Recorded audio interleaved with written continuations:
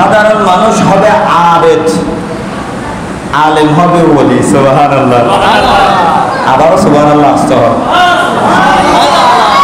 সুবহানাল্লাহ শিখে দুনিয়া এ ঘুরে গেল তোরা ঠিক আছে বাজি আল্লাহ তোর আল্লাহ আজি আরাদা কবুল করিব, আমিন হন।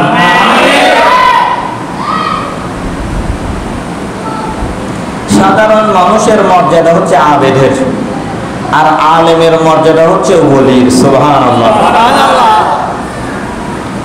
আলেমের ইবাদত আওয়ামের ইবাদত এক, আলেমের গুম ইবাদত, আওয়ামের গুম গুম, এটা হলো ইবাদত।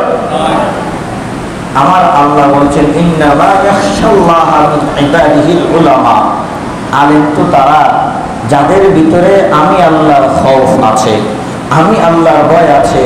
ওগো আল্লাহ, যাদের ভিতরে আপনি আল্লাহর ভয় আছে তারা যদি আলেম হয় তো ওলি কারা?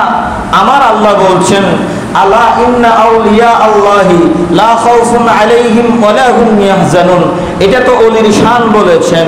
এরপরে ওলির ডেফিনিশন দিচ্ছেন আল্লাযীনা আমানু ওয়া কানু ইয়াত্তাকুন, যারা ঈমান আনার পরে আমি আল্লাহকে বেশি ভয় করবে, আমি আল্লাহর খৌফের মধ্যে হাবুডুবু খাবে, আমি আল্লাহর ভয়ে ডানে যাবে না, বামে যাবে না, সামনে যাবে না, পিছনে যাবে না, কোনো গুনাহের কাজে থাকবে না, তাকওয়ায় যার সিনা ভরপুর থাকবে, এমন আলেম যারা হবে আমি আল্লাহ ঘোষণা দিচ্ছি ইন্নামা ইয়াখশাল্লাহা মিন ইবাদিহিল উলামা, এই আলেমরাই হচ্ছে ওলি। সুবহানাল্লাহ।